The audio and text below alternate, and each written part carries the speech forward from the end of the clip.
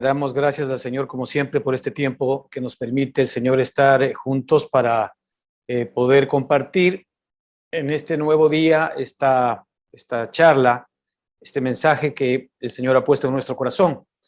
Damos gracias a Dios porque Él tiene para nosotros palabras de vida eterna, y estas palabras de vida eterna tienen una connotación ahora, en este tiempo. Cuando nosotros hablamos de eternidad, normalmente nos trasladamos hacia el futuro, pero cuando la Escritura habla de eternidad, está hablando de aún nuestro presente. No olvidemos que para la eternidad, nuestro tiempo llamado cronos no existe. Es decir, el cronos en la eternidad no existe, el tiempo en la eternidad no existe. Así que si nosotros efectivamente nos vemos desde la perspectiva de Dios, ¿verdad? Él nos ve conforme a su palabra, hechos idénticos a Jesucristo.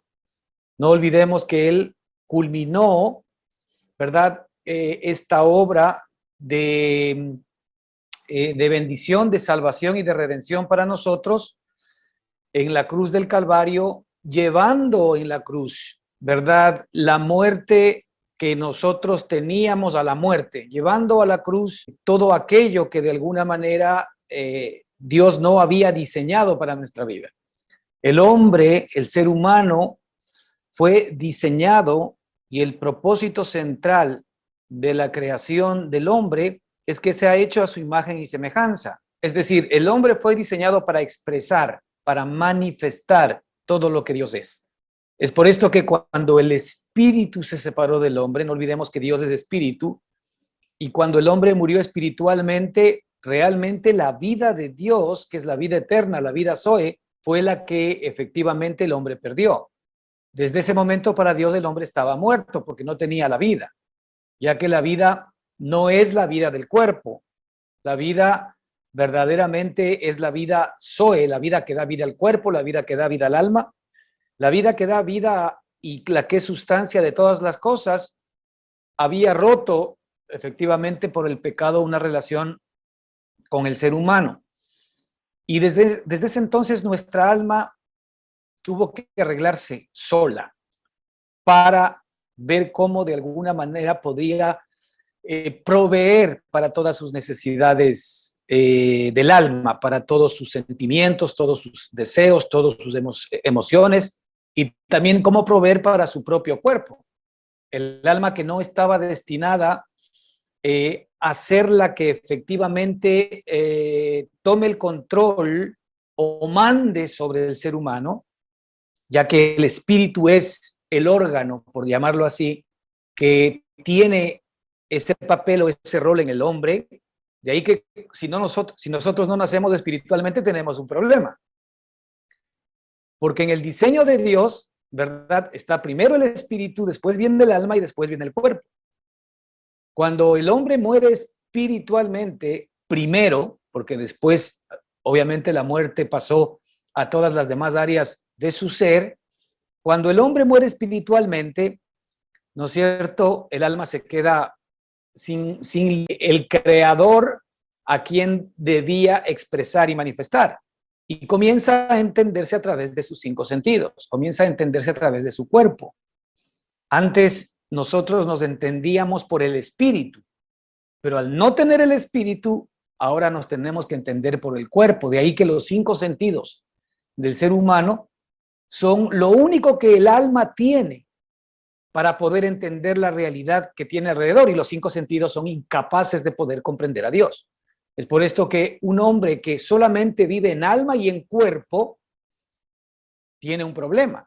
Y también este problema lo tenemos los cristianos, porque a pesar de que los cristianos hemos nacido de nuevo y tenemos ya el espíritu, sin embargo nosotros seguimos viviendo la vida sobre la base, ¿verdad?, de nuestros propios 5 sentidos. Y no dejamos que el espíritu sea el que gobierne nuestra alma. Y de ahí que la Escritura una y otra vez nos muestra y nos dice que andemos en el espíritu, que por el espíritu hagamos morir las obras de la carne, etcétera. La idea central es que efectivamente el espíritu ahora sea el que gobierne a todo nuestro ser. De ahí que el trabajo nuestro, hermanos, en este tiempo, ya no es dejarnos engañar más por nuestra propia alma. Y por esto la Escritura es muy clara en decir que engañoso es el corazón más que cualquier otra cosa y perverso. Es decir, esto dice Dios mismo respecto de lo que es nuestro corazón. Dice, y no se olvide que el corazón incluye dos partes importantes del ser humano. El corazón, ¿verdad? Incluye todo lo que es el alma, es decir, la mente, las emociones y la voluntad, y tiene una parte de lo que es el espíritu, la conciencia. Cuando la Escritura nos habla del corazón, nos está hablando del alma y de la conciencia. Entonces, aquí la Escritura nos dice, por ejemplo, que engañoso es el corazón más que ninguna otra cosa y perverso. Entonces, Dios nos advierte a nosotros que nuestro corazón es malo y perverso. La pregunta es, ¿cuántos de nosotros nos vemos malos y perversos? No, no nos vemos así, pero Dios sí nos ve así. Y ahí está justamente el engaño de nuestra alma, ¿verdad? ¿Por qué? Porque nosotros somos capaces de ver malos y perversos a los demás, pero nosotros mismos nos vemos, sí, a veces con ciertos errores, pero lo suficientemente buenos y justos. Pero la Escritura nos dice que engañoso es el corazón nos engaña, el corazón es malo y el corazón es perverso.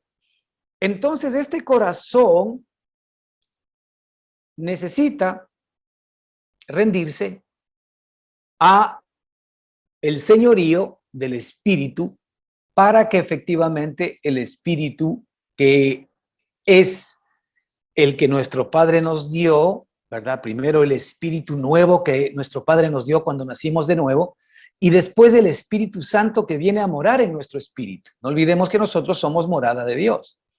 Entonces, el Espíritu Santo morando en nuestro espíritu, hoy nos ha devuelto la capacidad para que nuestra alma se pueda anclar en Cristo. Por eso es que la Escritura en el libro de Hebreos nos dice que Cristo es nuestra fuerte y segura ancla del alma. Es decir, nuestra alma necesita un ancla.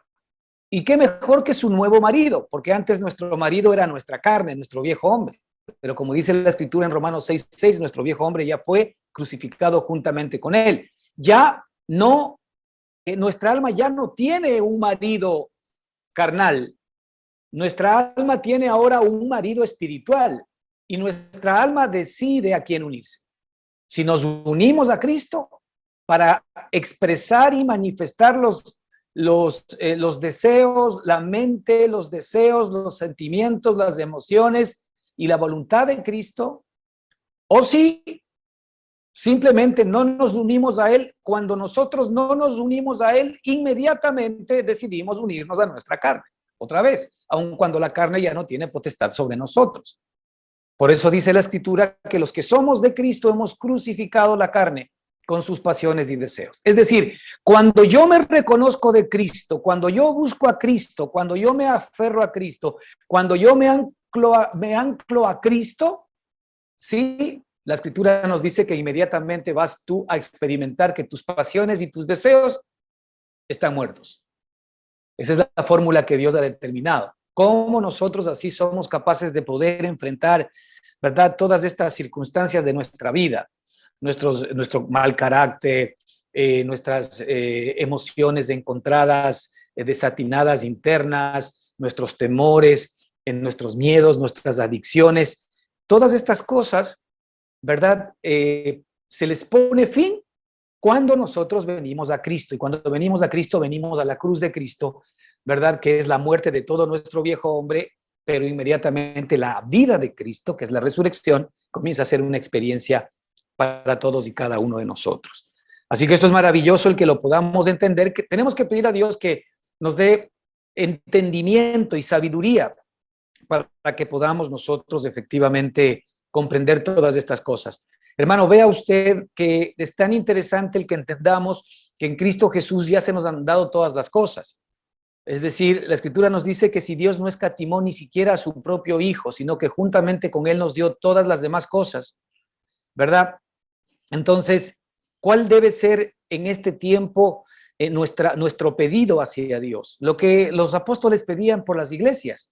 Usted nunca jamás va a ver a ningún apóstol en ninguna carta apostólica pidiendo algo a Dios que no sea el que a las iglesias se les dé espíritu de sabiduría y de revelación en el conocimiento de Dios. Nunca han pedido, ellos no piden nada que no tenga que ver con el hecho de que Dios alumbre los ojos de nuestro entendimiento para que podamos juntos conocer el amor de Dios que sobrepasa todo entendimiento. Los apóstoles nunca, jamás piden, ¿verdad? Sino que efectivamente Dios permita el que nosotros podamos ver con nuestros nuevos ojos espirituales todo lo que Dios ya ha hecho por nosotros. Para que al revelarse esta realidad espiritual en nuestra propia vida, entonces nosotros ya no estemos enfocados, ¿verdad?, en lo que la carne se enfoca. La carne normalmente se enfoca en las necesidades.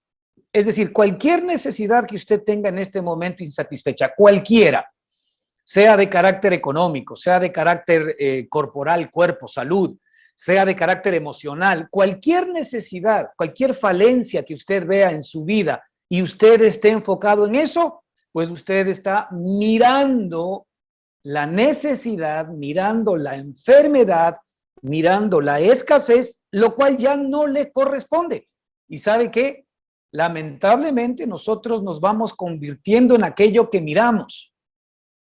Cuando nosotros miramos nuestra bajeza, nuestra pobreza, nuestra necesidad, nuestra incapacidad, ¿no es cierto?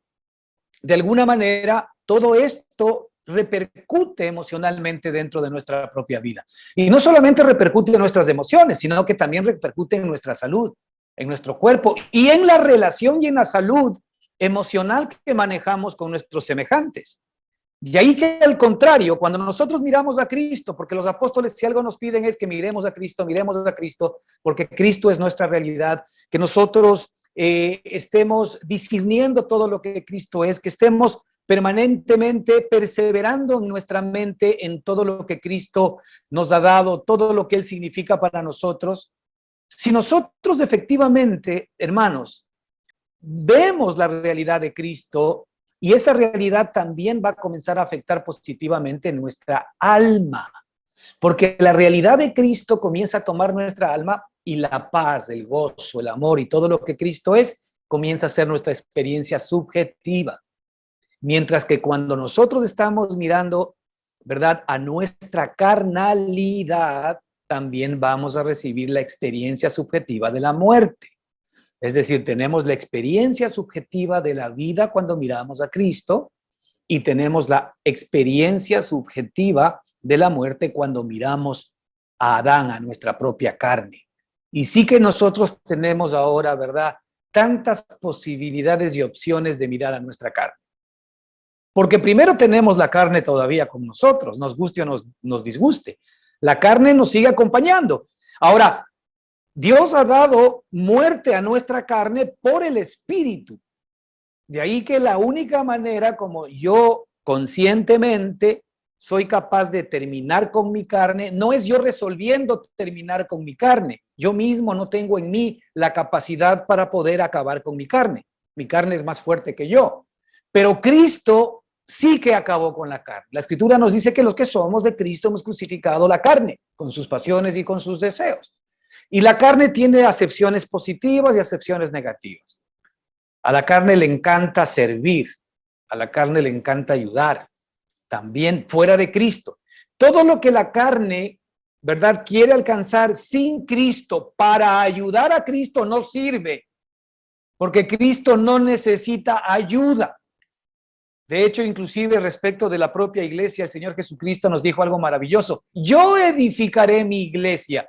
No somos nosotros los hermanos que edificamos la iglesia. No somos los pastores, ni los curitas, ni nadie quienes edificamos la iglesia. Peor personas con manos que normalmente llaman iglesia a las cuatro paredes. No, el Señor Jesucristo dijo, yo edificaré mi iglesia.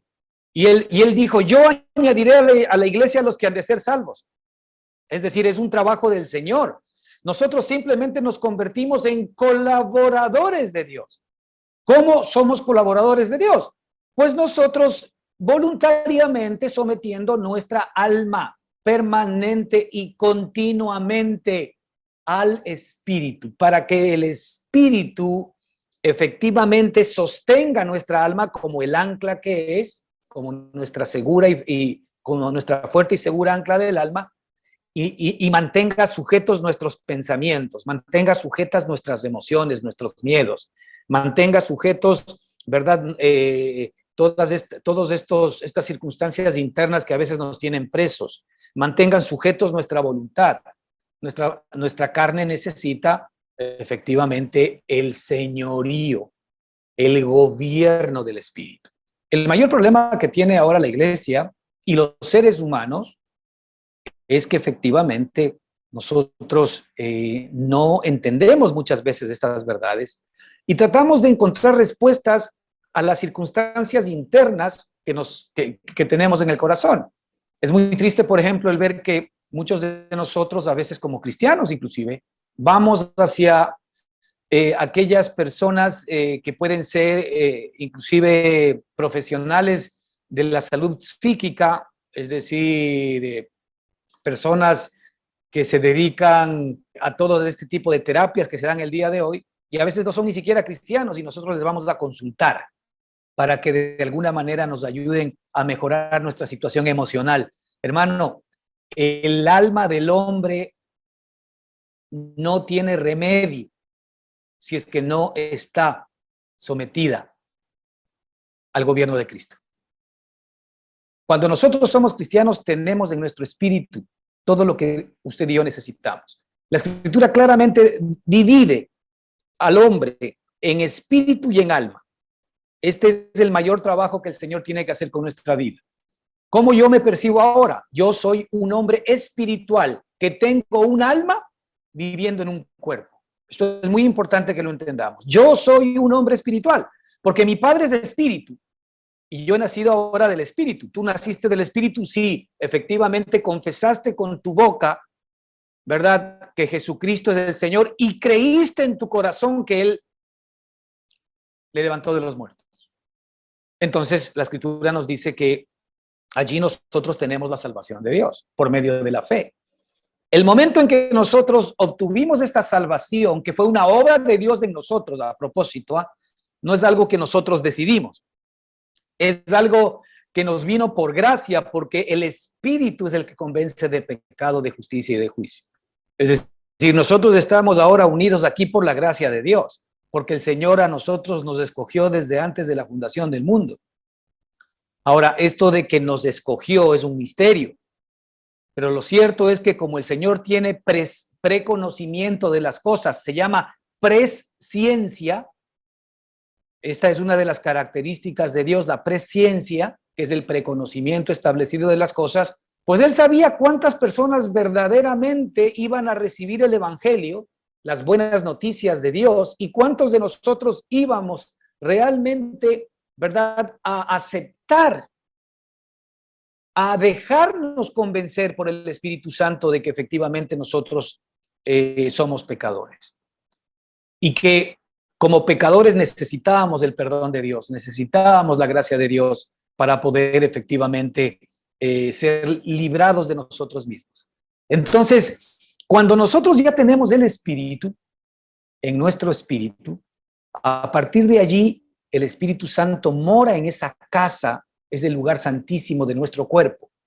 Y a partir de ahí el alma puede venir continuamente a buscar, ¿no es cierto?, el oportuno socorro por la obra de Cristo a nuestro favor. Este hombre espiritual que tú y yo somos ahora, ya no peca y no puede pecar, dice la Escritura.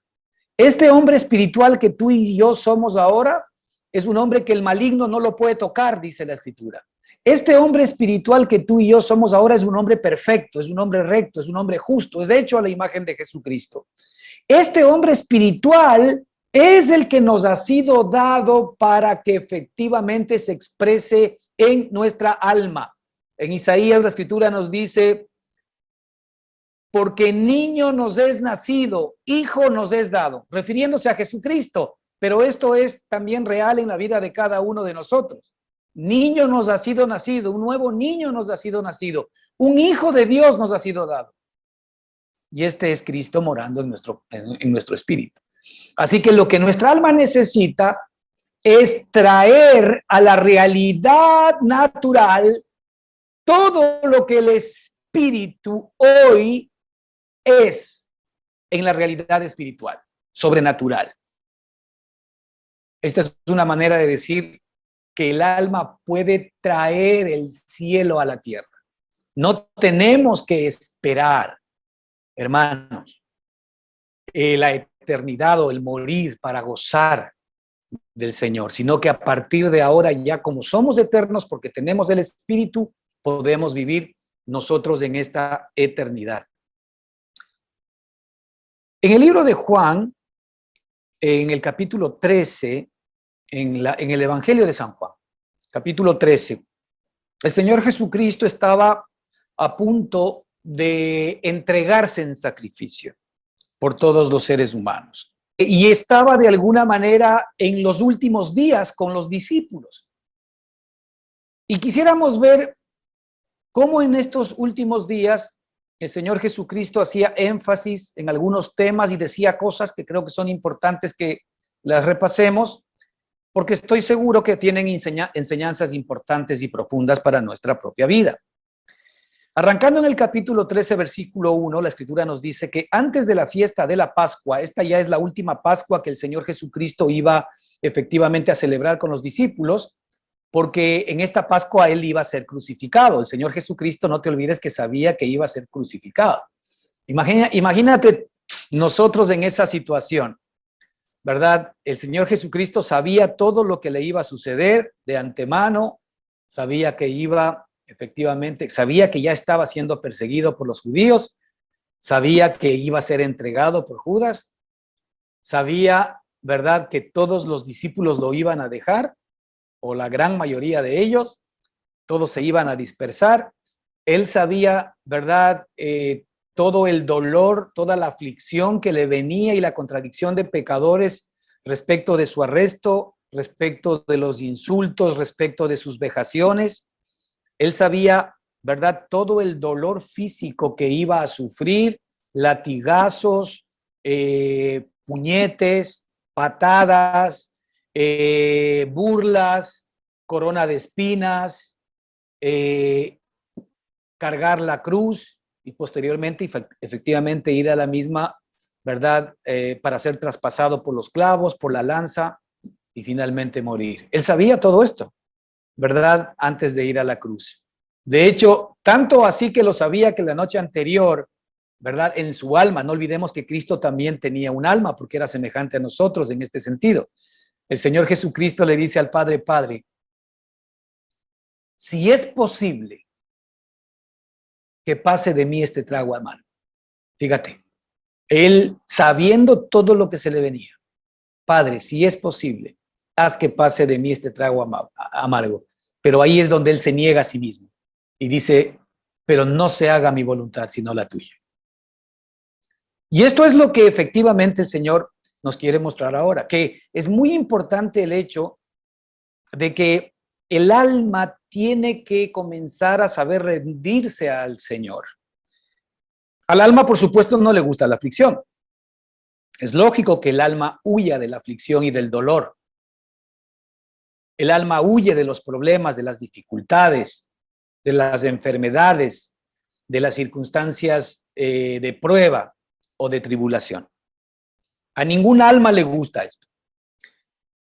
La única fórmula como nosotros vamos a poder mantenernos firmes en la fe, a pesar de las circunstancias que tengamos que vivir, es estar anclados en un lugar superior. Y Cristo nos lo demostró. En medio de su tribulación, Él, ¿verdad?, tenía una raíz y un ancla fuerte en su Padre. Digamos que para Cristo su Padre era su segura y fuerte ancla de su alma. Ahora para nosotros nuestro Señor Jesucristo es esa segura, ¿no es cierto?, y fuerte ancla de nuestra alma. Pero para el Hijo, el Padre era su segura y fuerte ancla del alma. Y ahí Él se mantuvo sujeto. Y a pesar de que su alma sabía que se le venía un momento complicadísimo y difícil, del cual si nosotros mañana sabemos que lo vamos a tener, huiríamos o haríamos todo lo posible para que no suceda. Pues sin embargo, él dijo, Señor, que no sea mi voluntad, sino la tuya. Porque finalmente aquí lo que importa es que se haga tu voluntad y no mi voluntad. Esto es lo que Dios quiere que tú y yo sepamos el día de hoy. Cuidado que muchos de nosotros a veces estamos utilizando nuestra relación con Dios o estamos utilizando nuestra oración o todo lo que buscamos es para que el Señor haga nuestra voluntad. Cuidado que nos encontramos ahí con un grave error. No olvidemos que el hombre, ¿verdad?, fue creado para Dios, no Dios para el hombre.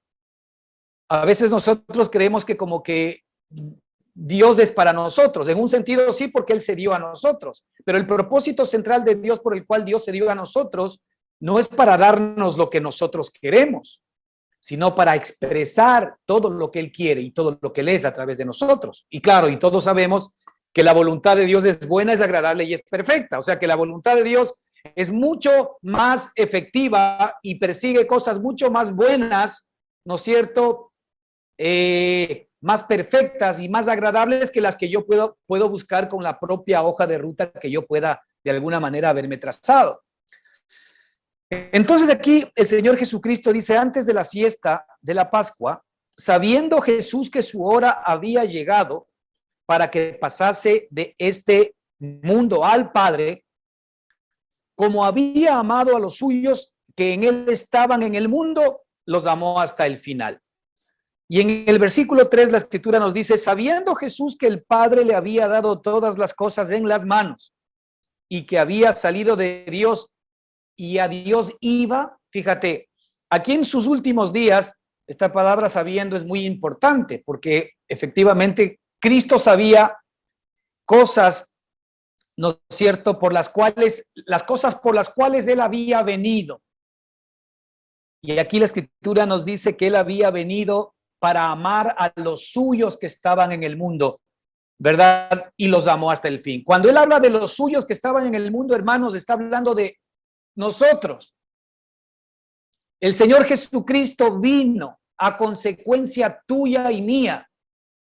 Vino a consecuencia de la iglesia que efectivamente el Señor ha construido y seguirá construyendo hasta el final de nuestros días. Así que el Señor vino, ¿verdad?, a los suyos. Primero a los suyos que Él conoció en la carne, a los apóstoles y a todos aquellos que de alguna manera compartieron directamente con Cristo. Y los apóstoles que decían, lo hemos visto, hemos conocido la vida, damos testimonio de que Él es verdad, de que la vida se nos manifestó, de que Dios se hizo carne.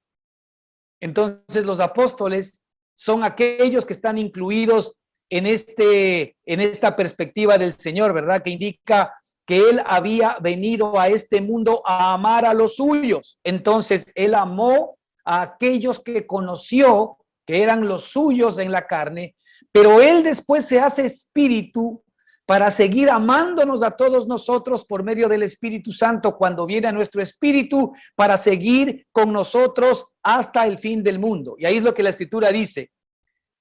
Sabiendo Jesús que su hora había llegado para que pasase de este mundo al Padre, como había amado a los suyos que estaban en el mundo, los amó hasta el fin. Mira, esta es la garantía que nosotros tenemos de nuestro Padre maravilloso, que así como amó a los discípulos, ahora el Señor se hizo espíritu para estar en nosotros y para amarnos a todos hasta el fin.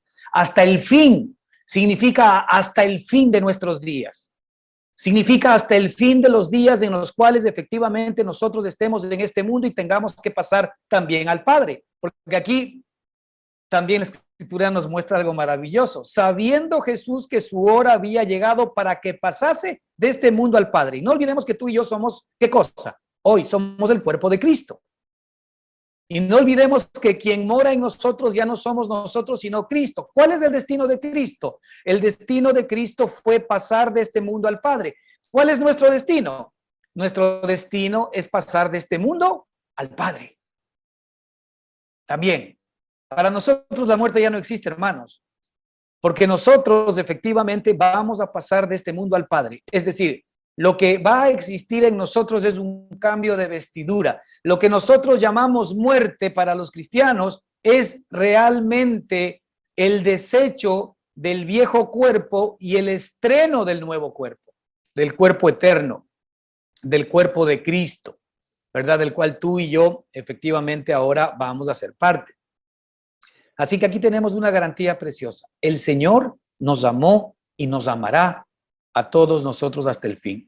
El Señor hoy está en tu espíritu, hoy en este mismo instante, para serte consolador, así como lo fue con los discípulos. Cuando el Señor se fue de este mundo, los discípulos no entendían por qué se iba. Y el Señor les dijo, a ustedes les conviene que yo me vaya, porque cuando yo me vaya, ¿verdad? Después enviaré a ustedes al Espíritu Santo. ¿Qué significaba? Que mientras Cristo estaba en la carne, evidentemente Él se había autoimpuesto unas ciertas limitaciones.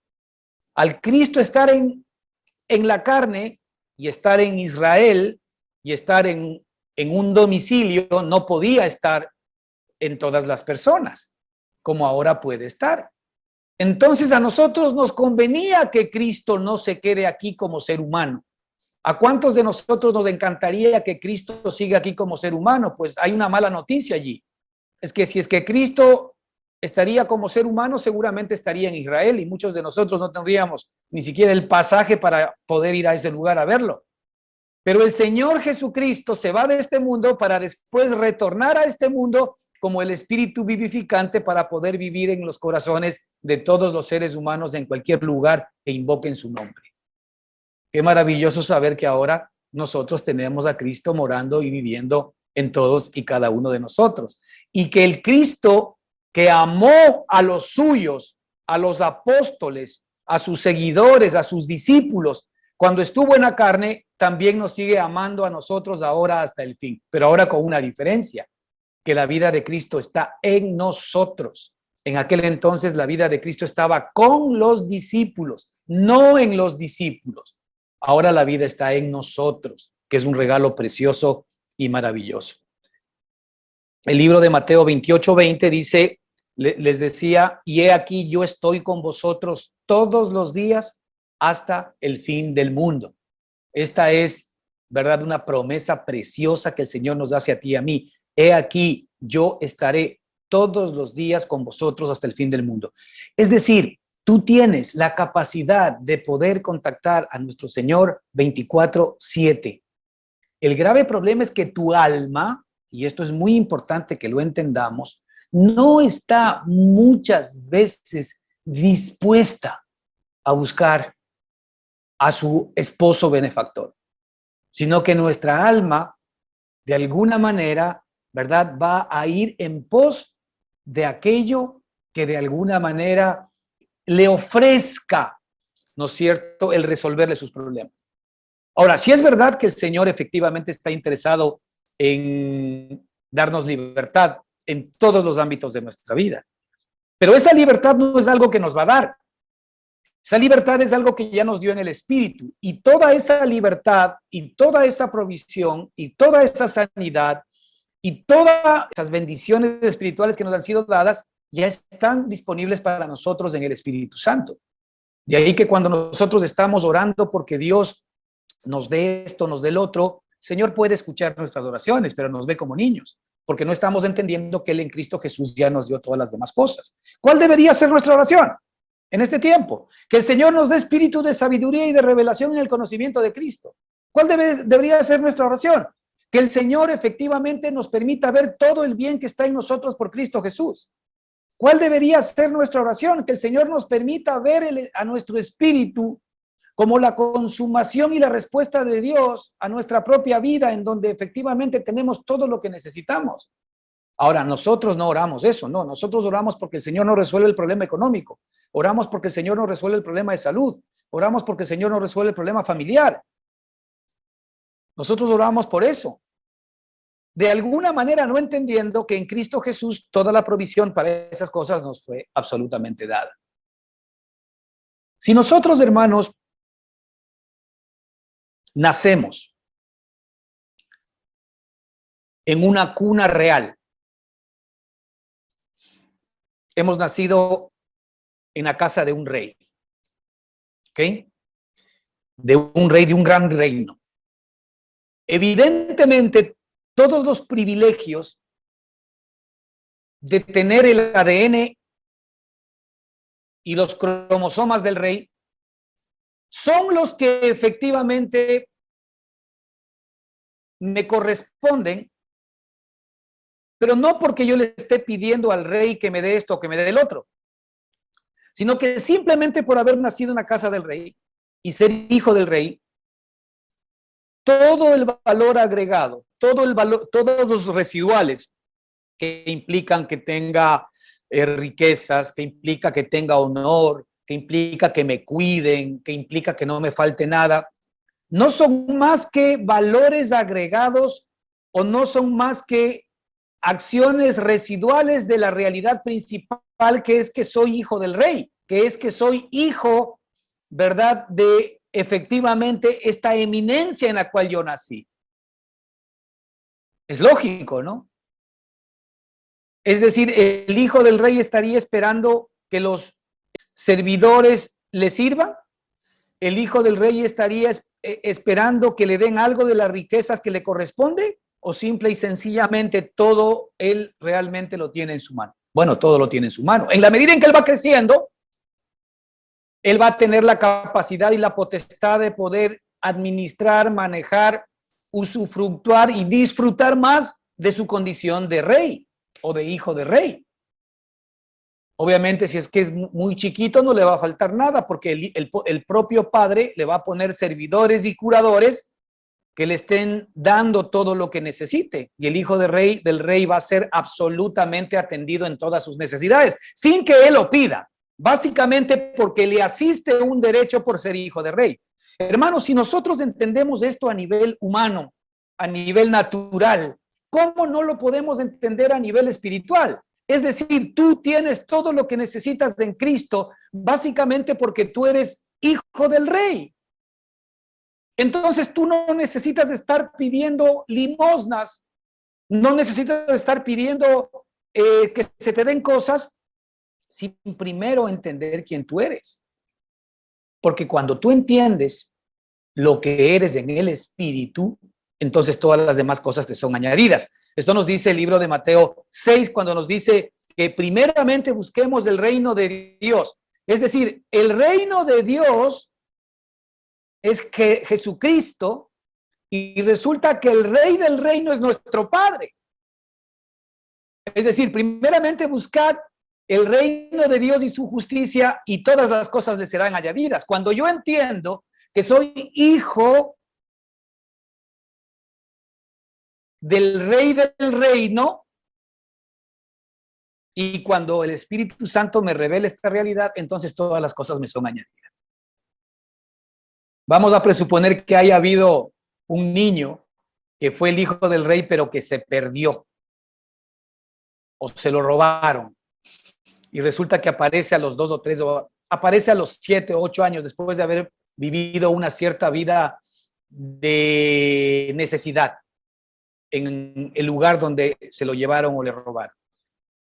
El momento en que él otra vez es rescatado y viene a conciencia de que efectivamente es el hijo del rey, en ese momento le cambia la vida.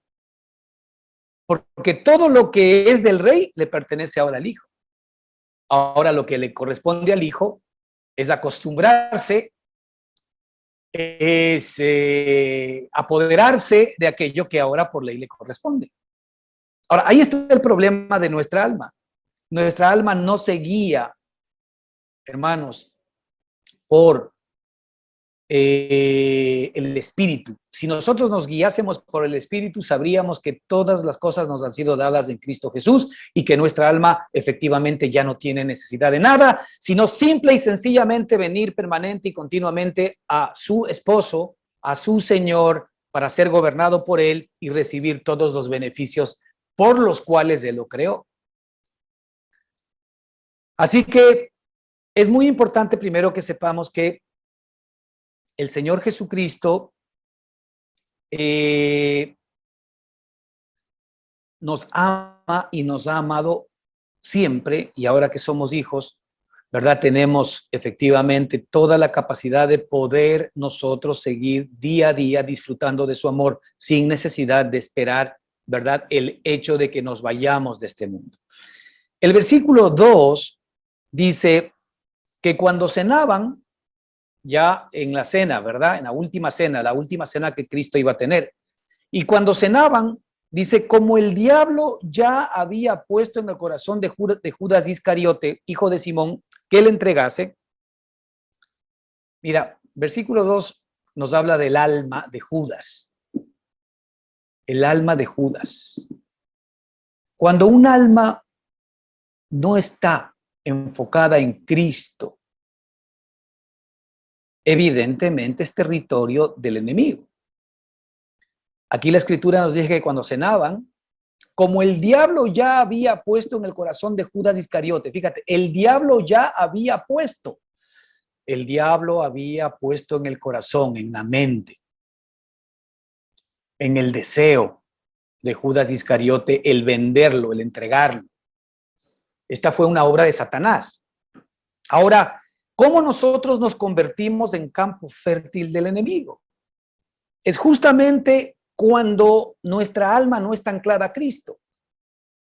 Es increíble aquí ver cómo el Señor Jesucristo efectivamente fue el que le escogió a Judas. Él escogió a Judas. Él le quiso dar la oportunidad a Judas, como a los demás discípulos, de que efectivamente puedan ellos enfocar su mirada en Cristo Jesús. Pero a veces, hermanos, nosotros podemos ser llamados por Cristo y sin embargo no necesariamente estar enfocados en Él. Aquí Judas, la escritura nos muestra que era manipulado por el diablo. Es decir, el diablo había puesto en su corazón que le entregase al Señor Jesús. Ahora, si el diablo es capaz de hacer eso con Judas, es capaz de hacer con nosotros. El diablo es capaz de poner cosas en nuestro corazón. Dudas, temores, miedos, agenda propia. El diablo es capaz de poder manipular, sembrar en nuestro corazón cosas si es que nosotros efectivamente no estamos conscientes que nuestro corazón y nuestra mente son engañosas. Por eso el Señor nos dice una y otra vez que engañoso y perverso es el corazón más que cualquier otra cosa. Si nosotros no tenemos anclada nuestra alma permanentemente a Cristo, nuestro Señor y Salvador, para que Él la gobierne, entonces nosotros vamos a experimentar pensamientos, emociones que no provienen de Dios, sino que provienen del diablo. Hermanos, cuando el alma, y esta es una característica importante del alma, el alma actúa independientemente de Dios. El alma lo que busca es lo suyo propio, no lo que es de Cristo. El alma lo que busca de alguna manera es satisfacer o buscar un cierto equilibrio en su vida exterior para que aquello le dé paz, seguridad y tranquilidad. De ahí que el Señor va a permitir crisis en nuestra vida.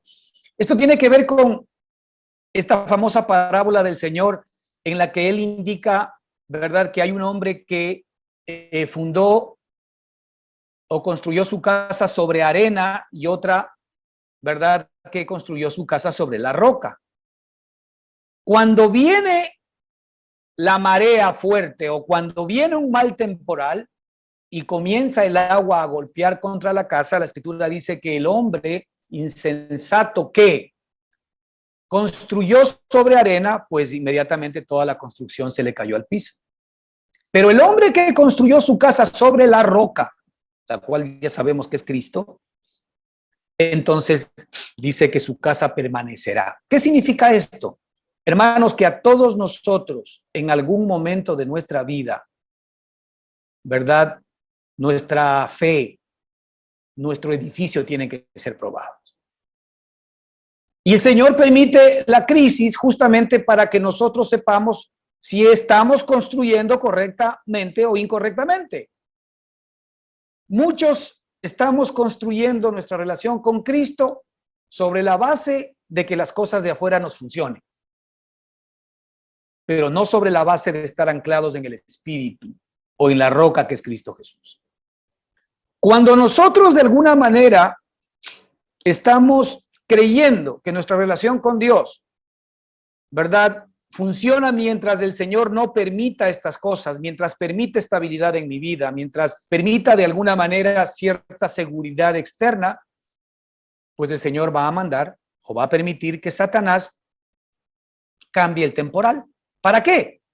Para ver si aún no teniendo aquellas cosas o no teniendo la seguridad de aquellas cosas o no teniendo esa estabilidad, tú eres capaz de efectivamente mantenerte en Cristo Jesús. Porque tu relación con Él y tu paz y tu seguridad y tu tranquilidad no están ancladas en las cosas del mundo, sino en las cosas del Espíritu, las cuales son Cristo.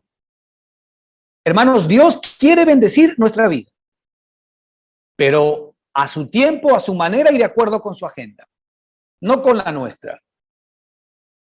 Cuando nosotros creemos que oramos por algo para que el Señor nos dé, muchas veces no estamos entendiendo que el Señor sí tiene intenciones de bendecirnos en esa área de nuestra vida en donde tenemos esa falencia, pero no necesariamente de acuerdo con nuestros pensamientos, con nuestros deseos, ni con la hoja de ruta que nosotros impongamos, sino de acuerdo con su propia voluntad y el amor que Él tiene para todos y cada uno de nosotros. Entonces, es muy importante que entendamos que muchas veces, hermanos, nosotros podemos ser tierra fértil del enemigo sin darnos cuenta, y Satanás es el que está poniendo en nosotros así el querer como el hacer, en lugar de que sea el Señor Jesucristo el que ponga así el querer como el hacer por su buena voluntad. Fíjate que Satanás también puede poner en nosotros así el querer y el hacer, y esto le pasó a Judas, ¿verdad? Resulta que el diablo ya había puesto en el corazón de Judas Iscariote que le entregase. ¿Pero por qué el diablo había puesto eso? Porque Judas amaba más el dinero que a Cristo. Porque realmente aun cuando Judas estuvo con Cristo durante 3 años, igual que los otros discípulos, Judas nunca le entregó el corazón a Cristo. Judas nunca creyó en Cristo. Judas, la Escritura nos muestra y nos dice que él estaba como apóstol, básicamente porque él es el que manejaba la tesorería, él manejaba la bolsa, él manejaba el dinero, él manejaba la chequera y la cuenta corriente, ¿verdad?, de ese ministerio. Y la Escritura nos dice que como él era ladrón, sustraía de la bolsa. Entonces, la relación de Judas con Cristo era una relación de conveniencia, pero todo esto había sido puesto en el corazón por el diablo. Es decir, Judas aparentaba ser un discípulo de Cristo, pero realmente en el fondo él a quien amaba era el dinero. Y de hecho, nosotros todos sabemos que le vendió al Señor Jesucristo por 30 piezas de plata. Ahora, a mí, fíjese, por un lado la posición de Judas, ¿no? No enfocada en Cristo, enfocada en su propio orgullo, enfocado en su propia alma, enfocado en sus propios deseos, enfocado en sus propias necesidades. Cuidado con eso. Esa alma, ¿verdad?, también la tenemos nosotros si es que efectivamente nosotros no permitimos que el Señor opere, que el Señor gobierne nuestra alma. Pero sin embargo, mire a Cristo. Cristo, sabiendo que Judas lo iba a traicionar, ¿verdad? Cristo sabía que Judas lo iba a traicionar. Y Cristo sabía que Judas lo iba a traicionar desde el mismo día en que él lo tomó como apóstol. Y Cristo sabía que a pesar de que Judas le iba a traicionar, era parte del propósito de Dios. para que efectivamente el justo sea llevado a la muerte por los injustos. Voluntad de Dios para Jesucristo. El Señor dijo, Padre, que no se haga mi voluntad, sino la tuya. Esta es la posición del discípulo. El que quiere ser mi discípulo, niéguese a sí mismo, tome su cruz y sígame. El que se niegue, el que quiere ser mi discípulo, niéguese a sí mismo. Es decir, niegue su propia alma. Es decir, no haga nada que no venga del Espíritu. Esto es algo que tenemos que aprender. Suena fácil hablarlo, pero bastante difícil vivirlo. Esta es una vivencia que el propio Espíritu tiene que traer a nuestra realidad por su obra y su gracia y misericordia. Todos de alguna manera estamos todavía intentando entender cómo podemos cada día depender más del Espíritu, para que el Espíritu opere en nuestra vida, para que el Espíritu realmente gobierne sobre nuestra mente, sobre nuestras emociones, sobre nuestra voluntad, y para que nuestra mente efectivamente lo único que pueda hacer es expresar y manifestar la gloria de Cristo. Mire, la única manera que tenemos nosotros de poder conocer a Cristo, hermanos, es a través de nuestra propia alma. Nuestra alma es un espejo que puede reflejar a Cristo si lo estamos mirando continuamente. Pero también nuestra alma es un espejo que puede reflejar el mal si lo estamos mirando continuamente. De ahí, hermanos, que toda esta artillería pesada del diablo que está siendo tan mal utilizada, ¿verdad?, con la comunicación, lo único que hace que veamos es el mal, el mal, el mal, el mal, muertes, robos, asesinatos, mentiras, engaños, traiciones, el mal, el mal, el mal, el mal, y nuestra alma está recibiendo toda esa maldad. Y aun cuando no nos demos cuenta, nuestra alma comienza a ser moldeada a esa realidad. Entonces vienen los miedos, los temores, vienen las quejas, vienen también efectivamente las sospechas, viene la difamación, viene el juicio de nuestra parte hacia los demás. Es decir, comenzamos a reflejar y expresar lo que estamos comiendo, lo que estamos tomando diariamente. Esto no es realmente, hermanos, algo que lo debamos tomar a la ligera. Esto es un problema. Es por esto que, más allá de que efectivamente contamos con una realidad, y el Señor nunca quiso que nosotros nos separemos de este mundo, pero sí que seamos guardados del mal. Ahora, ¿está mal tomar un teléfono? No. ¿Está mal ver la televisión? No. La pregunta es, ¿qué veo? La pregunta es, ¿qué tomo?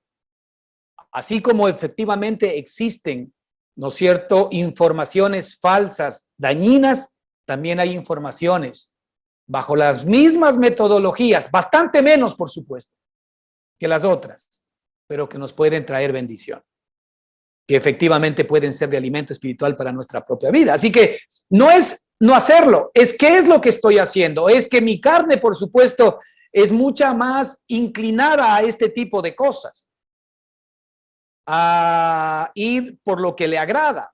Pero cuando nosotros, por ejemplo, tenemos propuestas del Espíritu a través de los propios medios, pues eso como que nos cuesta un poquito más prestarle atención.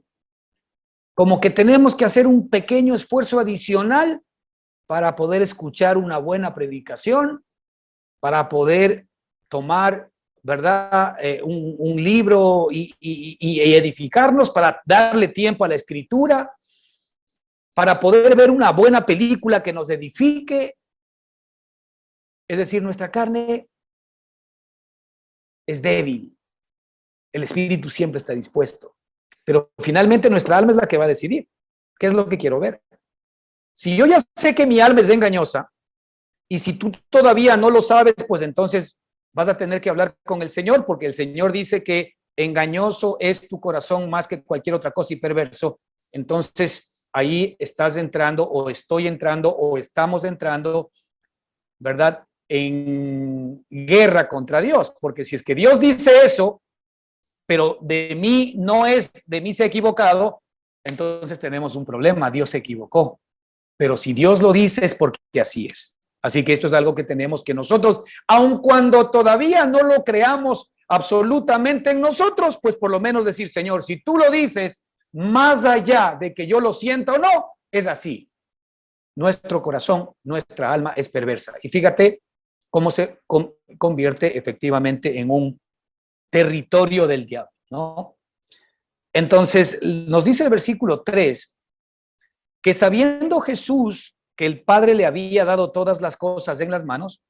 A ver, antes de esto, sí me gustaría ver algunos versículos que tienen que ver con esto de que podemos ser un campo fértil de Satanás. En Efesios 2:2, la Escritura nos dice algo muy importante, que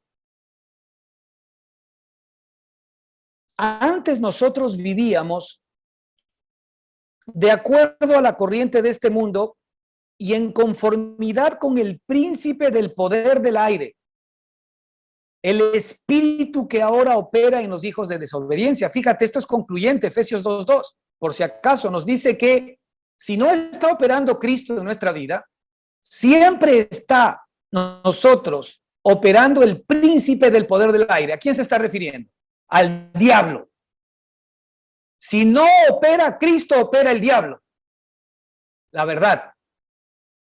Dice que nosotros estamos conformándonos de acuerdo con el príncipe del poder del aire, que es el espíritu que ahora opera en los hijos de desobediencia. Ah, hay un espíritu que opera en los que somos desobedientes, en los hijos de desobediencia. Así anduvimos todos en otro tiempo, dice la Escritura. Pero nosotros fuimos librados de esto. Él nos dio vida con Cristo y nos libró. Hermanos, si nosotros efectivamente no estamos anclados a Cristo, estamos anclados a Satanás. No, el alma no tiene un punto medio. Esa parte la tienes que entender. Si el Señor vino a darnos vida cuando estábamos nosotros muertos en nuestros delitos y pecados, dice el mismo versículo, entonces cuando nosotros estamos anclados y muertos en nuestros delitos y pecados, es que Satanás es el que efectivamente pone en nosotros así el querer como el hacer. Entonces nuestra alma no es más que una marioneta que está siendo manipulada por Satanás. Qué raro que el mundo esté como esté, ¿no? Qué raro que las cosas vayan de mal en peor. Si nosotros escuchamos este versículo, nos vamos a dar cuenta que qué espíritu es el que opera en los hijos de desobediencia, en la gente que desobedece, en la gente que no obedece a Cristo. A esto se refiere, ojo, el espíritu de desobediencia es el espíritu que no obedece a Cristo. Entonces, obedece a Satanás. Este espíritu que obedece a Satanás y no a Cristo opera hoy en los hijos de desobediencia. Qué raro que el mundo esté como esté. Y qué raro, ¿verdad? Cuando vemos el ministerio del diablo, la Escritura dice que Satanás vino, o el ladrón vino, que Satanás vino a robar, a matar y a destruir. Y esto es lo que está pasando en nuestra sociedad. Lamentablemente lo estamos viviendo aquí en carne propia. Vemos cómo efectivamente este ministerio de robar, de matar y de destruir es comida de todos los días. ¿Qué espíritu es el que está animando esta realidad? Hermanos, nosotros tenemos que cuidarnos de esa realidad. ¿Cómo? Poniendo nuestra mirada en Cristo. Nosotros como cristianos tenemos, ¿verdad?, esta puerta de salida, de emergencia permanente y continua, que es Cristo, para no quedarnos encerrados y conformarnos al presente siglo mal. Juan 6:70 al respecto nos dice, y Jesús le respondió, hablando de Judas, dice, no he escogido yo a vosotros los 12 y uno de vosotros es diablo. Mira, el Señor Jesucristo sabía lo que Judas iba a hacer, pero a pesar de que él sabía lo que Judas iba a hacer, lo escogió por amor. Es decir, Judas tuvo la misma posibilidad tuya y mía de poder escoger a Cristo y de poder, como los demás apóstoles, poner su mirada en él. Pero él, por estar apartado de Cristo, aun cuando andaba con Cristo, ojo con este peligro, porque podemos andar con Cristo, pero apartados de Cristo. podemos andar con Cristo mirando nuestros propios intereses, mirando nuestra propia seguridad y tranquilidad, y no mirando lo que es de Él. Cuando nosotros solamente tenemos a Cristo como un amuleto para que nos ayude a obtener aquello que nosotros anhelamos, realmente entonces lo que amamos no es a Cristo, sino aquellas cosas en las cuales nosotros aún lo utilizamos en Él para obtenerlas. Debemos tener cuidado de andar con Cristo, pero gobernados por Él, y no andar con Cristo para que efectivamente Él sea que nos ayude a conseguir nuestros propios propósitos, que son normalmente en la carne distintos de los propósitos de Dios. Hermanos, asegurémonos que tengamos que entregar nuestro corazón a Cristo. No vaya a ser que efectivamente, en el caso triste, por supuesto, de Judas, Judas estuvo 3 años con Cristo, él participó de los dones espirituales, él participó de los milagros de Cristo, él vio también lo que los demás discípulos vieron, pero a él no se le reveló lo que Cristo es. ¿Por qué no se le reveló lo que Cristo es? Porque él siempre anduvo vagando en sus propios intereses, que no eran los de Cristo. Y terminó siendo un fértil aliado de Satanás sin darse cuenta, porque ya sabemos que él inclusive, ¿verdad? Porque su conciencia lo acusaba, él fue y quiso devolver esas 30 monedas de plata, pero ya fue demasiado tarde. Para él ya fue demasiado tarde. Y terminó, como todos nosotros sabemos, suicidándose, ¿no? Entonces, hermanos, nosotros tenemos que efectivamente tener nuestro corazón centrado en nuestro Señor Jesucristo permanentemente. Nosotros sabemos que Cristo nos acompaña en nuestro espíritu todos los días 24/7. ¿Para qué? Para que ahora tengamos el privilegio de poder venir confiadamente al trono de la gracia y obtengamos el oportuno socorro a cada momento y a cada instante. Nosotros sabemos que efectivamente lo que nos corresponde en este tiempo es pasar de muerte a vida, pasar de Adán a Cristo, pasar ahora de Cristo al Padre. El momento en que nos tengamos que ir de este mundo. Pero ahora mismo tenemos el privilegio ya de anclar nuestra alma para que nuestro Señor Jesucristo y el Padre, que están en conjunto por su Espíritu, estén gobernando nuestra vida. El Señor nos dice que Él nos ha amado hasta el fin. Y sí que es verdad este versículo, porque amó a aquellos que conoció en la carne hasta el fin de sus días. Pero ahora sí dice, ahora estoy con vosotros hasta el fin de vuestros días, amándoles también a ustedes día a día. Y esto es algo que efectivamente nos compete a ti y a mí. Vamos a ir desarrollando un poco estos otros versículos que tenemos en las próximas semanas, no sin antes, hermanos, simplemente hacer una reflexión muy profunda respecto de que si es que efectivamente nuestro Señor y Salvador Jesucristo, por nuestra propia decisión, está gobernando nuestra alma. El gobierno de Cristo en nuestra alma va a tener una consecuencia de expresión y manifestación de su vida en nosotros. Su amor, su gozo, su paz, su paciencia, su benignidad, su bondad, su fe, su mansedumbre, su templanza, su dominio propio, su santidad, su justicia, su verdad, todos sus bienes van a comenzar efectivamente a ser una experiencia diaria en nuestra propia vida, de a poquito, porque esta es una decisión permanente y continua. El entregar el gobierno de nuestra alma al Espíritu es de todos los días. Y todos los días subimos un escalón en nuestra relación espiritual con nuestro Padre y todos los días vamos creciendo un poquito más a la estatura de la plenitud de Cristo. Que el Señor les bendiga ricamente. Amén.